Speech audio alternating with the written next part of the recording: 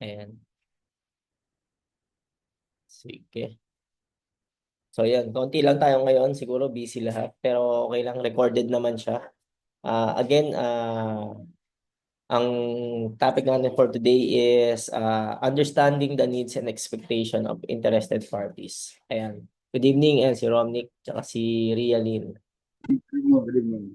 Ayan. So yan, ang advantage lang dito pag sa live is pwede kayong magtanong. Siyempre yung mga wala dito, hindi makapagtanong. Ayan. So ask ko lang, napanood nyo ba yung yung dalawang video yung nauna dito sa topic na to? Ayan. Ako napanood ko kasi. Napanood. Ayan, sige. So, Yung, yung about sa yung ISO 9001 okay. or introduction.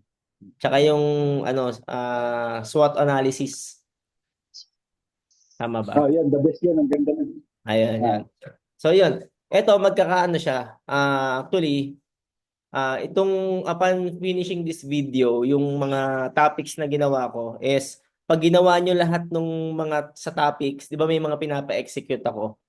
Pag in-execute nyo yun, nag-execute na kayo or nag-implement na kayo ng ISO. Yun. So yun na yun. Dun papunta itong to. Kaya ang timeline ko dito is every Friday para meron kayong 1 week to execute yung mga natutunan. Ayan. And next is itong part na to is 4.2. Part nung standard, nung ISO standard. Ayan. Ayan. So yung question lang, sino dito yung may idea kung ano yung stakeholders? Type na lang, type 8 yung may idea. Tapos yung walang idea, type 0. Ayan. Kung ibig sabihin, naintindihan nyo, may idea kayo kung ano yung stakeholders. Ayan. Pag may idea kayo, type 8 lang. Ayan. Stakeholders hindi shareholders. Ayan, yan. Magkaiba. Magkaiba yung shareholders. Ayan. So, yan. Pagka hindi nyo alam, type 0 lang. Ayan. Ayan. Okay. Sige. So, busy lang. Siguro nakikinig lang yung iba. And, yun. First intro is yung ano ba yung stakeholders? Kasi ako, nung unang narinig ko tong stakeholders, parehas tayo, Romnick, yung iniisip. Kumbaga, iniisip natin, parehas lang ng shareholders, para nag-iba lang siguro ng spelling or, di ba, kasi magkatunog eh. Ayan. So, may pumapasok pa. And yun, ang i-discuss ko is, ano ba yung mga stakeholders? Di ba? Kasi yun yung ang title natin, Understanding the Needs and Expectation of Interested Parties. So, ang stakeholders po is, sila yung mga interested parties sa business natin. Ah, How are you? ayan, thanks ka lang. Ayan. So, ito yung example ng mga stakeholders. O, ibig sabihin, pag sinabing stakeholders, pwedeng yung mga customers is stakeholder siya, yung mga suppliers, stakeholders. Ibig sabihin, interesado sila dun sa business. Example, si customer, ano ba ang interest niya? Siyempre, yung umorder ng product tsaka service or makakuha ng good product and good service, di ba? Yung parang masatisfy sila. Then suppliers, ano bang pake nila dun sa business natin? Siyempre, mabentahan tayo or mabigyan tayo ng service and magbayad tayo, masingil. Yeah. So, yun yung mga stakeholders. Example naman, mga employees. Stakeholders din yan. Kasi syempre, ano bang expectation nila? Syempre, bukod sa sweldo, ngayon, pataas na lang pataas ang demand ng mga employees. Unlike before, dati parang basta sumweldo lang ng hindi ng tama, may SSS, PhilHealth, Pag-ibig lang, okay na. Pero ngayon, ang dami ng demand. Kumbaga, kailangan maganda yung opisina, kailangan naka-aircon, kailangan, 'di ba? So ang dami ng nag-iiba na yung needs and expectation ng bawat isa. So 'yun, ang shareholders is sila yung may-ari ng company, the stakeholders, sila yung merong interest or sila yung naapektuhan ng business. 'Di ba? So ibig sabihin, yung shareholders, ano rin siya, kasama din siya as stakeholders. Ayan. So, makikita nyo siya dito sa right side. Ayan. So, sige. So, next is, yun nga yung title natin or topic natin for today is understanding the needs and expectation of interested parties.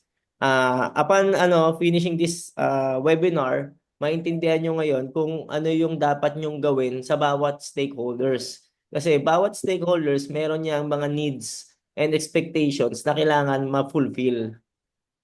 Ayan. So again, papakilala lang muna ako sa mga hindi pa nakakilala. I'm Rafael Ron Moreno. I'm an entrepreneur for 20 years already by next year. Ayan. So tapos I'm an advocate of minimalism and healthy living. Ayan. So wala po tayong bisyo ngayon. Ang bisyo lang natin is mag-aral and magnegosyo. Ayan. And content creator din ako for running, cycling, and swimming. Then ngayon, nag-start na rin ako mag-content. Ito, part na rin ito ng content is para mas marami tayong matulungan. And next year, I will form a company called One Room Consultancy. So, focus naman ito sa mga companies na gusto magpa-certify. Ayan, and mga family business. Then meron akong Anogaire, yung events venue sa Batangas. Then I'm also a lead auditor, certified lead auditor for ISO 9001. Then currently I'm the president and CEO of Roman Essence. Then I'm a triathlete. Ayan. So yun lang about sa akin. Then next is nung nakailang Friday na tayo, pangatlong Friday na to. Yung unang Friday natin is yun yung about the ISO, the international standards. Then yung nung last Friday is understanding the organization of context, yung 4.1. Yun yung na-discuss natin. Then ngayon is nasa 4.2 na tayo, understanding the needs and expectation of interested parties. So ano ba pagkakaiba nung context and yung interested parties? Yung sa context kasi, yun yung environment. 'Di ba? Kumbaga yun yung ginagalawan natin, internal tsaka external. Yun yung environment. Then the interested parties naman is ito naman yung sila yung naapektuhan natin or tayo yung naapektuhan. So ganon. Sila naman yung interested parties, stakeholders. Ayan. So tas next Friday is 4.3 naman. Then the last for the December is yung 4.4. So by the end of the month, tapos na natin yung clause 4. So pag ginagawa nyo siya or ini-execute nyo yung mga sinabi ko sa mga bawat webinar, is na-implement nyo na yung isang clause ng international standard.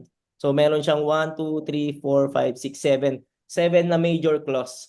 Pero ito po is mga major clause ito. Meron pang mga minor clause. Pero yung mga minor clause, mas ano lang naman siya, mas detailed lang. Pero wala, naman, pag ginawa niyo yung mga sinabi ko, halos kumpleto niyo na siya. Ayan. So, dito tayo focus sa 4.2. So, ito yung exact wordings dun sa international standard. So, 4.2, understanding the needs and expectation of expectation of interested parties. Then, due to their effect, yung sinabi ko nga kanina, ay nakaapektuhan or potential effect sa organization natin, ability to consistently provide products and service that meets customer and applicable statutory and regulatory requirements. The organization shall determine, letter A, the interested parties that are relevant to the quality management system. Ibig sabihin, pag relevant, malaki yung effect niya. Sabihin, di ba, nanonood naman tayo ng mga contents, di ba, or sa mga social media. Di ba, pag sinabi mong relevant content creator, ibig sabihin, kilala siya ng lahat or ano siya, relevant. Ibig sabihin, nasa panahon siya. Like nung isang beses, nagde-drive ako, parang naalala ko lang yung si Mimi, di Kunin mo na yun. ba, Kunin mo na yung ano. kung mapapansin Yung nyo, lamesa mo, Dre. ayun. Di ba yung si Mimi, hindi na ngayon, kung mapapansin nyo para sa akin, hindi na siya ganoon ka-relevant compared dati versus dun sa mga content creators na itong huli. Di ba? Or Example sa mga news, ano bang relevant ngayon na news? 'Di ba? So ganun lang. Teka lang, ano bang relevant na news? Meron ba? Sige, mag-chat nga kayo, ano bang relevant na news? Wala kasi akong TV eh. Ayan. Hindi ko, ano ba nababalita ako? Yun sa PhilHealth. PhilHealth yata. Yun yung last, 'di ba? Yun yung mga relevant news. So ngayon, ito, interested parties, ano yung relevant na interested parties? 'Di ba? Doon tayo magfo-focus. Then the requirements of these interested parties that are relevant to the quality management system. Ibig sabihin, yung mga relevant, sila yung mas marami ka dapat na gagawing action. 'Di ba? So the organization shall monitor and review the information about these interested parties and their relevant requirement. Sa amin, sa organization namin, yung SWOT, tsaka itong, ang tawag ko dito koto eh. Yung interested parties is, nire-review namin yan every quarter. Pero every year, nire-review ko yan ng matindi. Gumaga ako mag-isa. Parang nagsuswot ako mag-isa, nag-ano. Tapos, inaano ko na lang sa mga managers ko, kung meron silang, ang tawag dito, idadagdag or may tatanggalin. Ayan. So, ganun na lang yung ginagawa namin para mas mabilis. And so, ano yan ba? What are the interested parties, 'di ba? Pwedeng ito is individual or group na nakakaapekto sa organization activities. Example nito, mga customers, employees, suppliers, regulators. Pag sinabing regulators, ito yung mga government, 'di ba? Then investors, ibig sabihin kung merong investor sa company nyo, nakakaapekto sila. Then community, example, nag-ooperate kayo sa isang area, 'di ba? Tapos maingay yung mga machine nyo, pwedeng magreklamo yung kapitbahay. So, nakakaapekto kayo, maapektuhan din yung business nyo. So, ganun siya, yung mga interested parties. So, kung normal na company lang, ibig sabihin walang ISO, hindi ni-implement ito. Bawa, nagreklamo yung kapitbahay. Wala tayong gagawin. Nagreklamo lang sila. Hihinaan mo lang yung makina or 'di ba? Or ano ba? Example, meron dito sa area namin, meron yung anuhan ng mga isda, bilihan ng isda. Yung mga pinagkainan tinatapon, ay yung mga anuhan ng laman loob ng mga fish, tinatapon lang sa basurahan, which is na ang baho talaga, 'di ba? So nakakaapekto, wala silang ginagawang paraan doon. Paano kung dumami yung magreklamo, 'di ba? So pwede silang ipasara. Diba? So yung ganun yung mga example. Or halimbawa, ano ba yung mga laging pinapasara? Mga video ano, yung may mga inuman, di ba? May mga ganun. Minsan, di ba, pag nagbi-video ko sa gabi, irereklamo ng mga kapitbahay, yun, pinapasara din yun. So, yun yung mga example ng interested parties. So, bakit ba kailangan, pati ba naman yung mga community, yung ano, yung mga ibang stakeholders, kailangan pang i-satisfy, 'di ba? So kasi 'yun, makakatulong kasi mag-improve yung decision making natin. Then yung customer satisfaction and loyalty, example kung customer, syempre number one 'yan. Mamaya malalaman niyo kung sino yung number one na priority. Then syempre ma-mitigate yung risk. Example, bawa merong katulad sa akin, mamaya magbibigay ako example. Meron kaming yung IPO, bawa trademark. Pwede naman tayong gumawa ng maraming logo, pero 'di ba? Pero kung wala tayong action plan na magpa-trademark or pa-IPO, pag lumaki na yung company natin tapos maagaw maagaw to ng iba, masakit sa ulo, 'di ba? So mas maganda maasikaso niyo na yung mga risk. Then build stronger relationship and trust. Lalo na sa mga employees. Next, ayan, pwede bang mag-ano kayo ng mga stakeholders na applicable sa inyo? Pwede kayo mag-chat. Ano ba yung mga based dito sige, bigay ako ng example. Saan ba yun?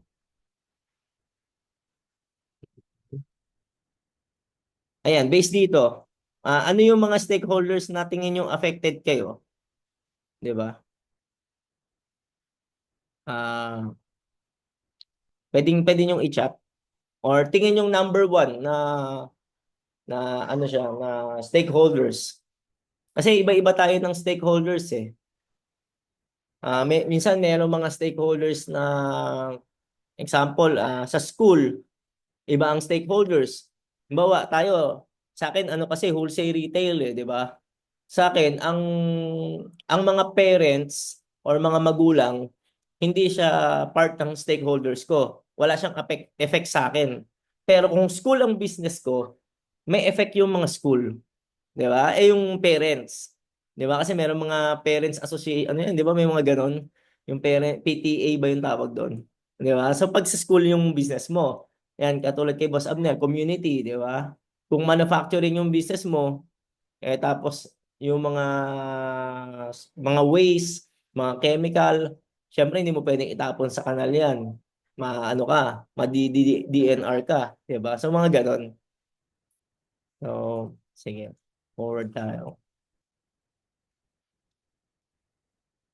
Ayan. So, kailangan, 'di ba, ang nakalagay kanina, understanding the needs and expectation. So ngayon, ano ba yung pagkakaiba ng needs tsaka expectation? So, ang needs are essential requirements. Ibig sabihin, kailangan siyang i-fulfill. Kailangan siyang gawin talaga, 'di ba? So example, umorder yung customer, kailangan mo siyang i-deliver, 'di ba? So ganun yung needs. Ibig sabihin, kailangan mo siya talagang gawin. Then the expectation naman are yun yung mga desires. Kung paano, bawa, 'di ba nag-deliver tayo, ah yung normal, yung needs is ma-deliver lang natin sa customer. Pero yung expectation, yun yung more than doon. 'Di ba? Ibig sabihin, example, mabilis mo ma-deliver, yung mga ganun, or pagka-deliver mo na-notify mo yung customers na dinideliver mo na parang ganun. Then pero yan parang ah ito yung example dito is yung government eh. So ang ini-expect naman ni example naman nito is si government, pwede ka namang hindi mag-comply, 'di ba? Pero ini-expect ng government na mag-comply ka. So parang hindi siya, not unless yung example yung business permit ganun din naman, 'di ba? Pwede kang mag-business na walang business permit. Pero pwede kang mahuli, 'di ba? So ayun, ano yung kailangan unahin? Sige mamaya sa Q&A, Miss Ria, i-ano natin 'yan. So, ganun siya. Kumbaga, ine-expect ng stakeholder yung something na pwede natin gawin, pwedeng hindi. Di ba? Hindi katulad nung needs, talagang kailangan mong gawin. Example na lang ng needs, sweldo ng tao. Di ba? Kailangan mong magpasweldo talaga. Di ba? Expectation naman, bonus. Di ba? Or 13-month needs din yun eh. Ayan, sa needs, boss. Ayan. Sa tama, yan yung kailangan unahin. Then next is, ayan, yung needs nga is non-negotiable. Ibig sabihin, kailangan siyang gawin. Expectation naman is, pwede mo siyang gawin, pwedeng hindi. Diba? So, ganun yung example niya. Then, ito yung example ng stakeholders. Ah, sa stakeholders, makikita nyo, meron dito internal, itong nasa baba. Ayan, example lang to hindi ito yung mismong ano, pero para meron lang kayong idea. Example, dito sa employees, ang needs and expectation niya is competence, commitment, and contribution. So yun. So ini-expect natin sa employees is magtrabaho sila, pumasok sila or maging productive sila, 'di ba? So ganun. Then sa customer naman, ang needs and expectation naman is yung customer intimacy, yung relationship, 'di ba? So ganun yung example nito.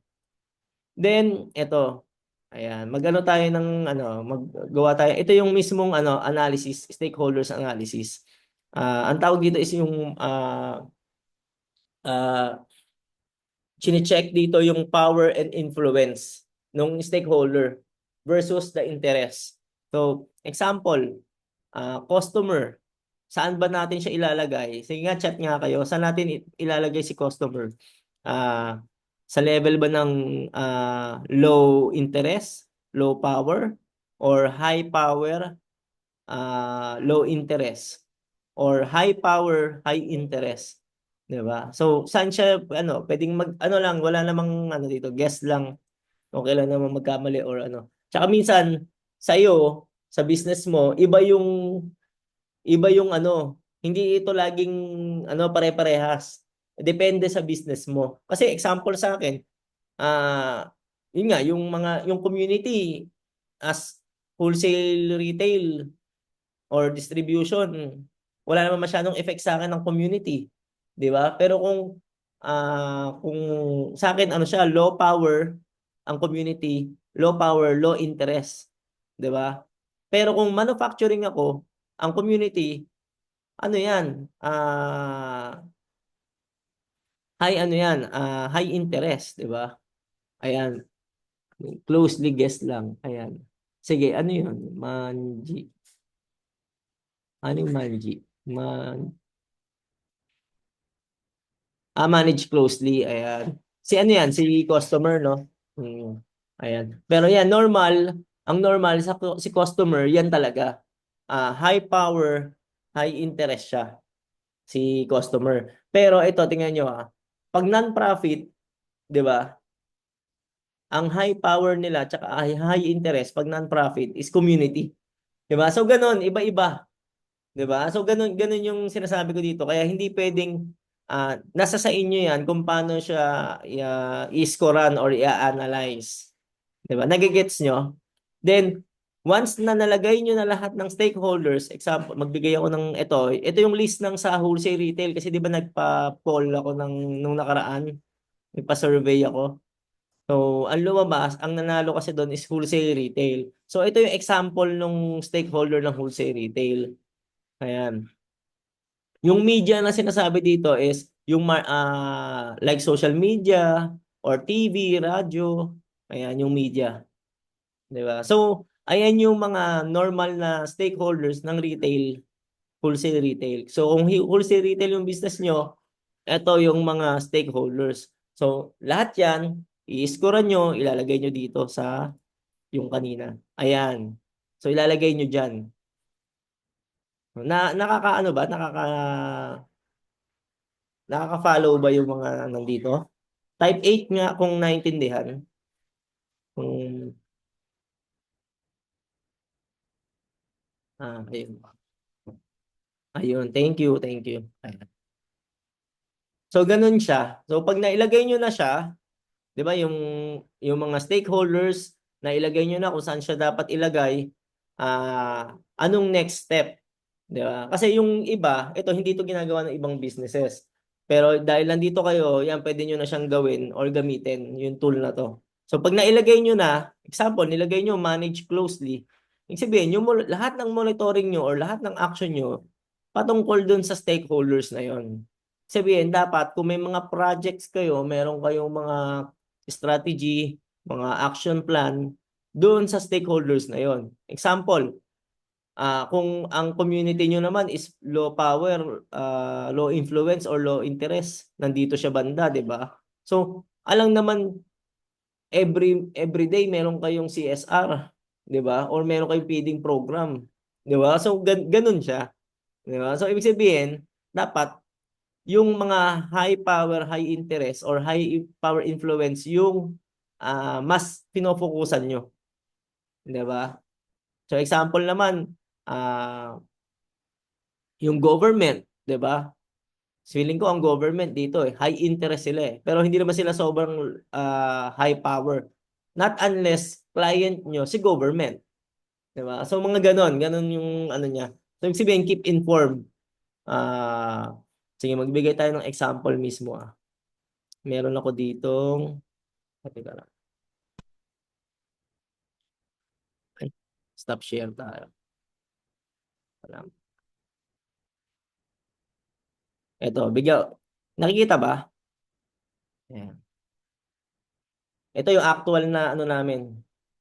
2024 ayan. So ito yung mga stakeholders namin. Dito madadagdagan to dati ngayon shareholders lang tapos employees. Meron ngayon magkakaroon na ng management kasi nag-promote na ako ngayon ng may mga managers ako tapos meron na akong supervisor. So may iba na yung interest ng mga managers tsaka supervisor versus dun sa normal na employees. Yun yung ano ko na pagtanto ko nitong mga last month lang. Parang sabi ko, parang iba na sila. Hindi na sila magkaka-level. 'Di ba? Iba yung interest ng mga managers, iba yung employees. Yung mga managers, ang interest nila is syempre mas mabigyan mo sila ng magandang training or growth sa sarili nila compare dun sa mga employees. Yung mga employees kasi ayaw nila ng ng mga responsibilities.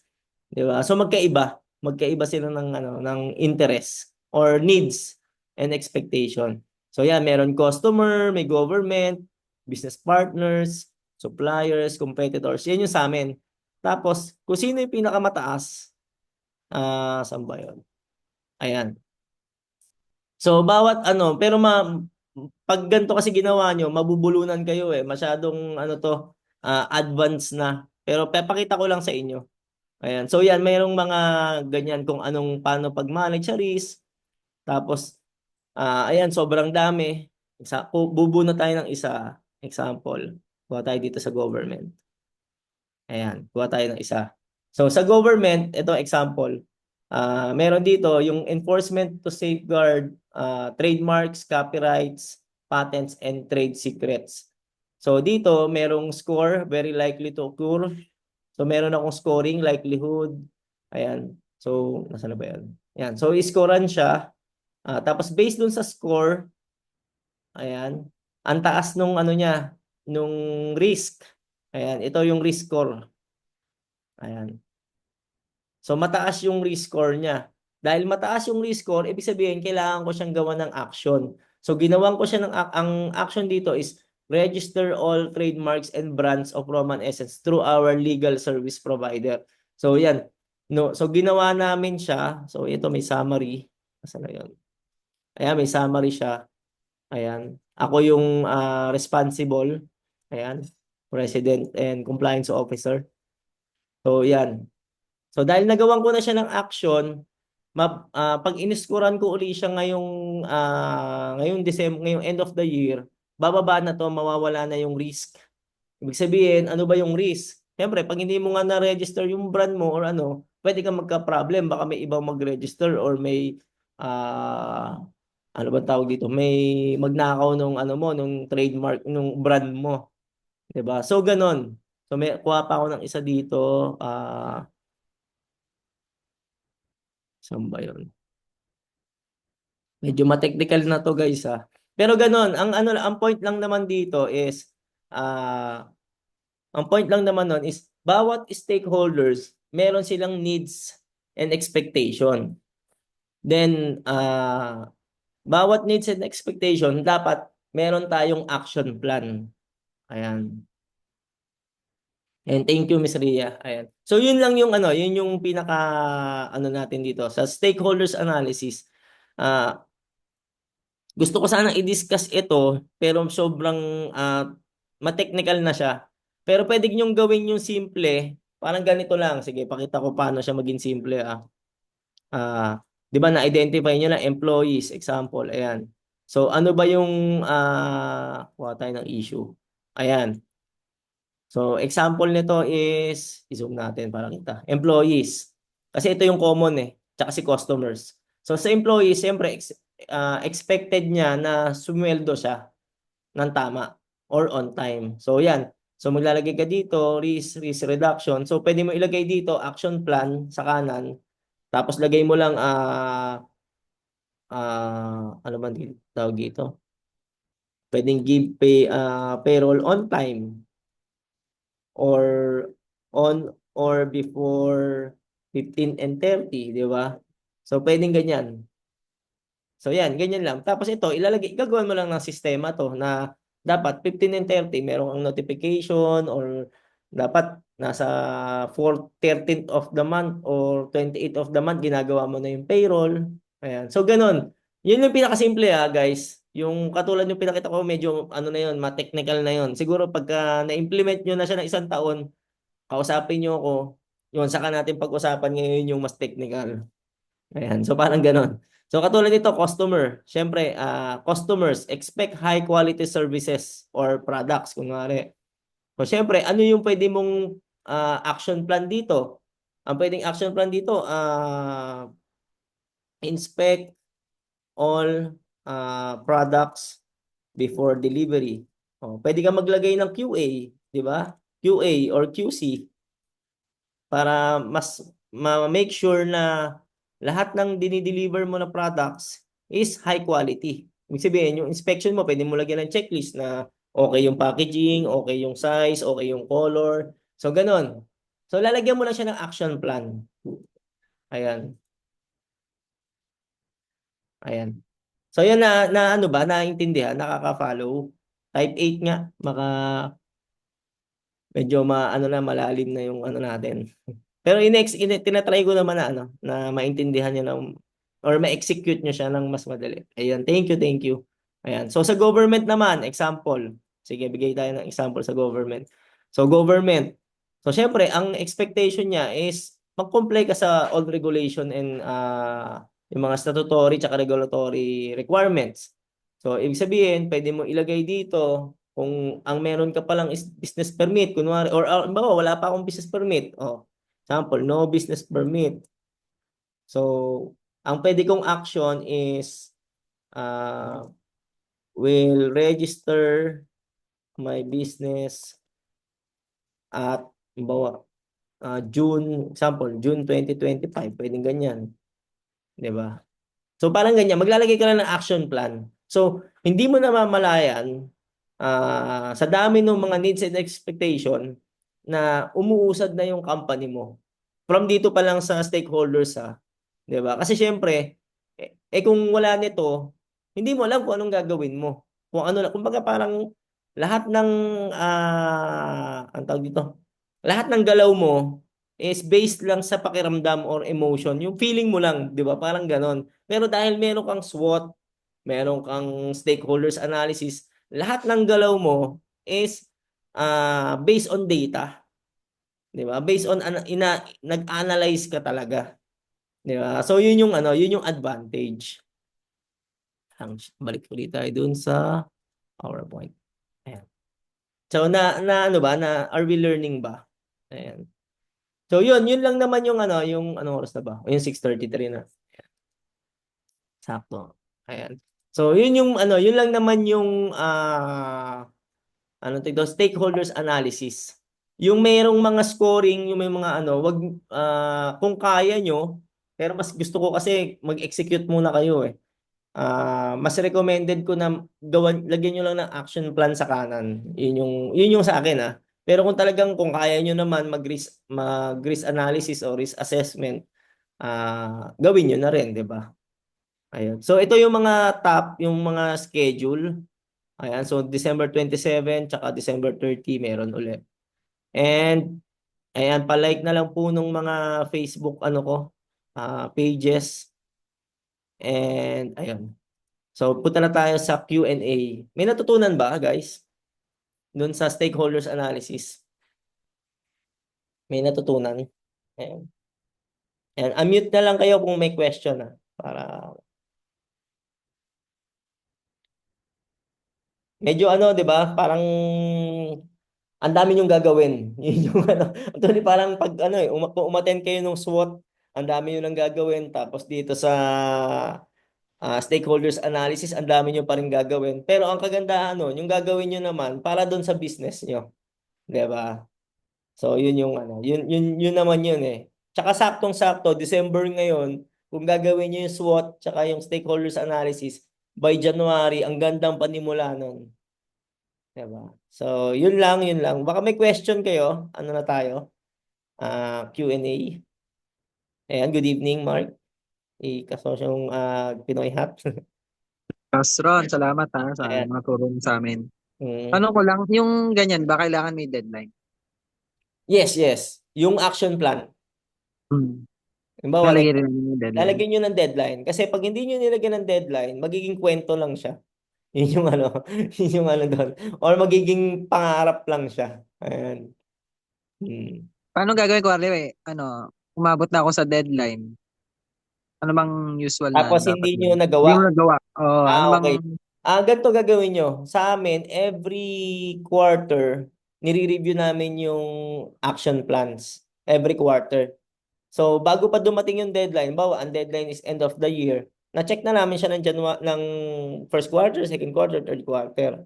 Tapos kung hindi talaga siya nagawa, kailangan, sa ISO kasi merong corrective action, pero sa dulo pa yun ituturo eh. Sa dulo ko pa siya ituturo. Merong ginagawa para yung sa mga ganyan, yung mga hindi nagagawa sa deadline. Ang tawag namin doon is binibigyan namin ng ticket yung kapa. Yun, pag may ticket noon, may analysis yun, root cause analysis, fishbone analysis. So, yun, ganun yung gagawin. Yun. Basta ang goal naman dito, kailangan before the deadline, ano mo na siya. Tsaka ikaw naman na maglalagay ng deadline. Ayun. So, ganun lang naman siya. Tsaka lalagyan nyo kung anong resource yung kailangan. Di ba, may action plan kayo. Ilagay nyo anong bang resources yung kailangan. Kasi hindi rin magagawa yun or hindi rin ma-materialize yung action plan nyo kung may resource na kailangan tapos hindi nyo kayang i-provide. Di ba? So, kailangan i-provide nyo yun, yung resources. Tsaka kung sino yung responsible person. Di ba? Pwede kang magbigay ng example, yung mga naiisip mo na dyan, i-ano natin. Gawa natin ng action plan. Kunwari. Yan. Usually naman sa amin, customers tsaka employees. Yan yung pinaka high priority. Yan yung mga, ayun. Nasagot ko ba yung ano? Yes, Cass, salamat. Ayan. Tama, kailangan nga may deadline. Mm. Salamat na may paraan pala kapag hindi namin nagawa agad.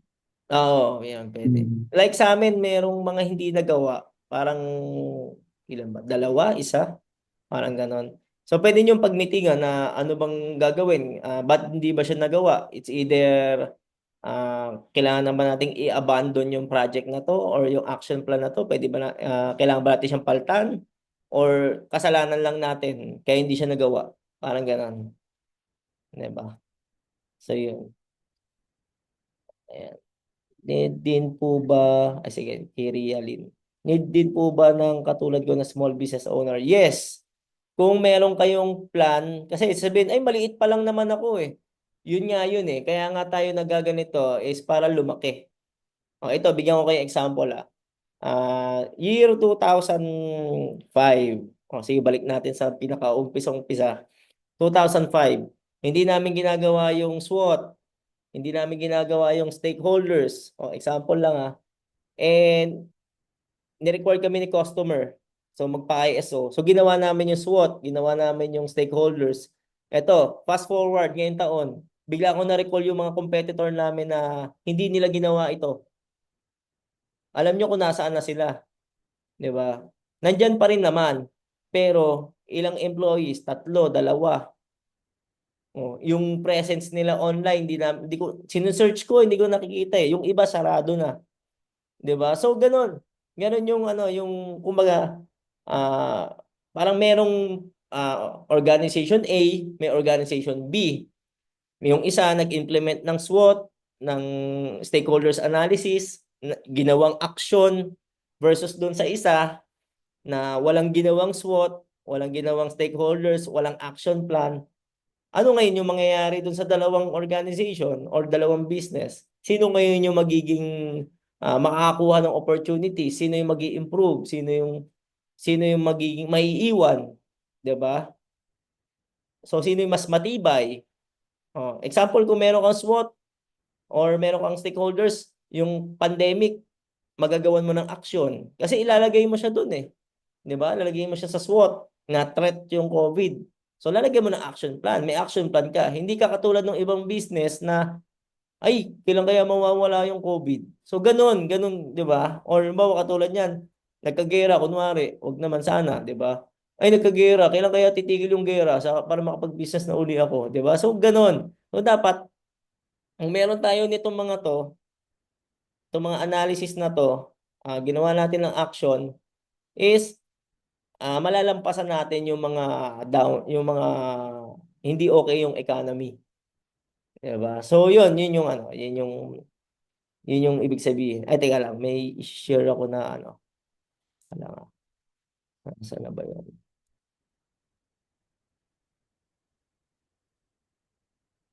Ito, may share ako sa inyo. Kanina ko lang magandang example.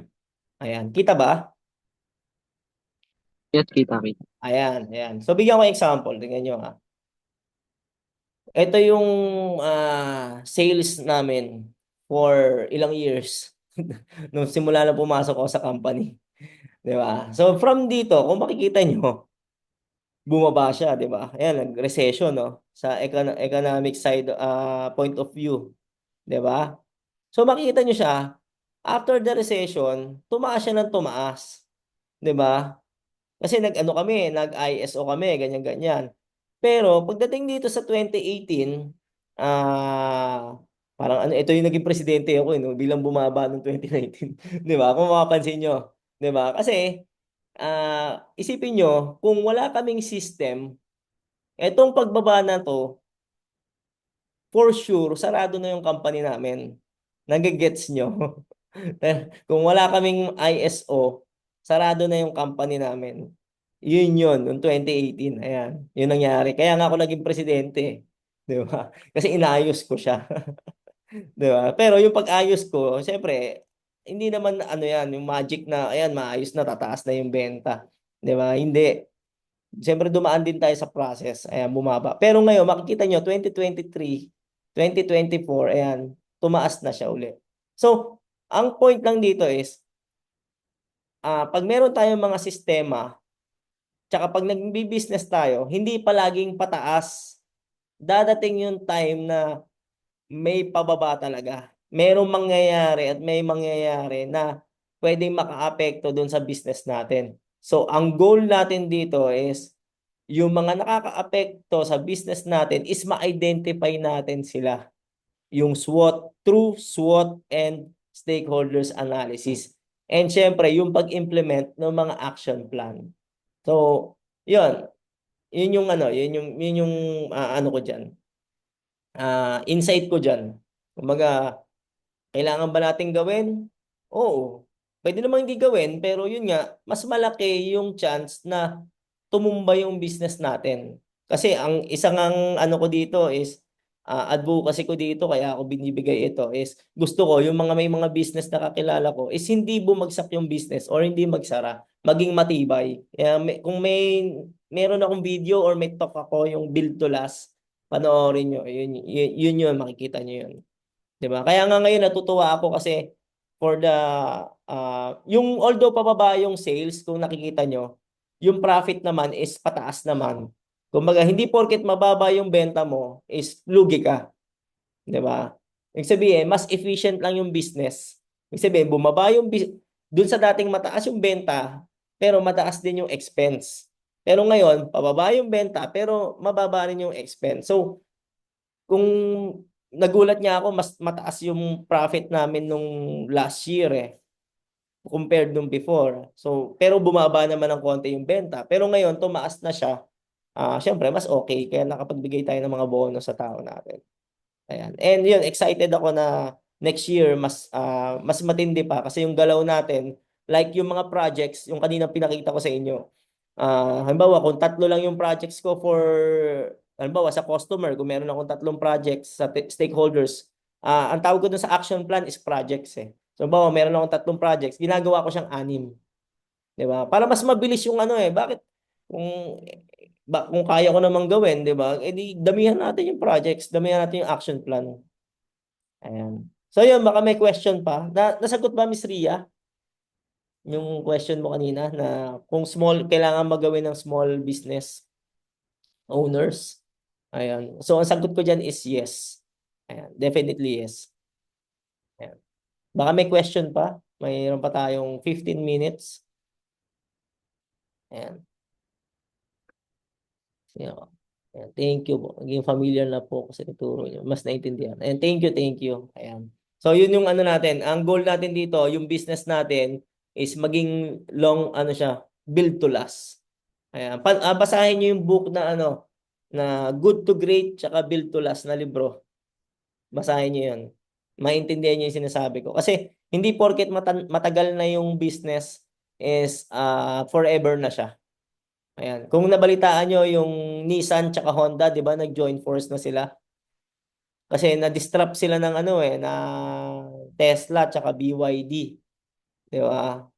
Kasi merong ginawa yung BYD tsaka Tesla na hindi ginagawa ah, ng Honda tsaka ng Nissan, 'di ba? But same ng mga ibang car manufacturers. Ayan. So, yun lang. Basta execute nyo yan, yung SWOT, stakeholders, tapos lagyan nyo ng action plan. For sure, yung business nyo is walang ibang pupuntahan kundi pataas. Diba? Or kung may mangyari man na like pandemic or any incident, diba? Yung mga hindi natin control, diba? At least na-detect na natin siya. Kumbaga meron na tayong early warning ano man tawag din sa mga sasakyan. Yung na-detect kung may babangga ka. Ayun. So ito yung SWOT. Diba? Tapos itong stakeholders naman, yung may mga pake sa atin is magagawa natin ng paraan. Ayun. Thank you, thank you. Ayan, si Boss Maris. Ayan. Paano mo sa anak mo yan? Tulong-tulong kayo. Ayan. Ayan. May question pa? Kung wala na, sige, ano tayo? Kung SWOT ba pwedeng mahingi ng copy? Yes. Alam ko, shinare ko yun. Pero sige, i-share. Saan ba mas maganda i-share? Pwede ba mag-share sa Sa group? YouTube. Sa Sa YouTube? YouTube ka. Nilagay mo Pwede dun doon? para mapanood ko. Hindi kasi Pa, ako pa, nakatin nakaraan. hindi, paano mag-share ng yung document? Document. Oo. Saan ba pwede Google mag-share? lang. Google Drive. Google Drive. Hmm. Hmm. Safe ba yun pag ganun? Pag Google Drive? Or Safe pwede naman. ata Sa sa akin kasi page? safe naman. Sa Gawa ka page na lang yata. ng account. Sa page, di ba merong mga meron doon yung files. Parang may, Meron din, meron din. ayun, sige, doon na lang sa Facebook page para tayo. Sige, lagay ko doon. Yun, yung lagay ko doon yung SWOT, lagay ko tong hanapin ko lang yung file ko ng stakeholders analysis na walang risk assessment. Kasi ibang topic na naman yung risk eh. Ito kasi pinagsama ko kasi yung stakeholders tsaka risk. Ayan. Sige, ilagay ko doon. Hanapin ko yung original namin na stakeholders analysis para magkaroon kayo, mas ma-execute nyo. Kasi pagka sinamahan nyo na ng mga, tingin nyo share ko uli Pag sinamahan nyo na ng mga, yung katulad nung sa amin, mababaliw kayo. Ayan. Saan ba yun? Ayan. Kasi may mga na siya eh. May mga numbers na siya, may mga scores na. Ayan. Kita ba? Ayan. 'Di ba? Yan, katulad niyan, yung mga high risk, yun lang yung lalagyan nyo ng action. 'Di ba? Kasi kung low risk naman, sayang naman yung oras nyo mag-focus doon. Doon kayo sa high risk. Ayan. So yan, medyo na to, ma-technical na. Madaming madaming score. Tapos meron din yung opportunities. Ayan. Bawat may opportunity din. Example, bigyan ko example kuha tayo saan ba tayo kuha? Ito, government. Kasi lahat naman tayo affected ni government. Ayan. So example, ito opportunities naman to. Kasi sa bawat risk, may opportunity. Hindi lang puro risk yan. Kailangan mahanap natin yung mga opportunities. Example, sa government, 'di ba? Collaboration with the government. Ayan. Can collaborate with government, research institution, universities, research center. So, dito, ang action plan namin, ayan, check and coordinate to government agencies or LGUs. Ayan, na-close na siya. Ayan, close. Kung makikita nyo, kung friend tayo sa Facebook, makikita nyo, nag-ano ako with DTI. Meron akong posting na part ako ng mga parang resource person ng DTI. Ayun. So yun yung mga example. 'Di ba? Kaya close na siya, tapos na siya. Ito yung CRM. Kung friend tayo sa Facebook, nagpo-post. Naghahanap ako ng CRM. Pero yan, meron na to yung Soho. Tinetest ko. So yan, open pa siya. Ayan. Parang gusto ko na nga siyang i-abandon. Abandon na siya. 'Di ba? Pero yun, i-ano ko siya, itutuloy ko siya. I-update ko to ng ngayong end of the year. Ayan. So, ganun. So, ganun yung So, kailangan ma-identify natin yung mga risk at opportunities ng bawat needs and expectation ng mga mga interested parties or stakeholders. Ayan. So, again, i-share ko na lang sa page. Ilagay ko doon yung mga files. Send ko sa GC, post ko doon para makita. Ayan. May question pa ba para natin? Kung wala na, ayan. Ayan, sige. Wala na siguro. Ayan, meron. Sige. Ayun. Okay lang ba magano tayo? Picture taking lang para for ano man tawag dito. Ang ganda nung participant to, 8. Paborito ko 'yun eh. 'Di ba? Ayan. Ayun, nandito yung mag-asawa. Ayan, Merry Christmas sa inyo. Tsaka sa mga employees. Nakapagbigay na ba ng 13 month? Hindi pa, Kas. Ay, hindi pa. Pag Ayun, binigay, baka mag-absent eh. may tip ako diyan sa 13 month. Ang ginagawa ko diyan, binibigay ko siya ng end of June tsaka December para hindi mabigat. Tsaka minsan 'di ba kailangan nila ng pera sa enrollment ng mga estudyante. Ayun. Tsaka yun nga, ang isa pang diyan, pag magre-resign, talaga magre-resign naman yan, hindi naman natin mapipigilan. Tama. Yan. Sige. So, paano guys? Picture muna. Sige, 1, 2, 3. Ayan.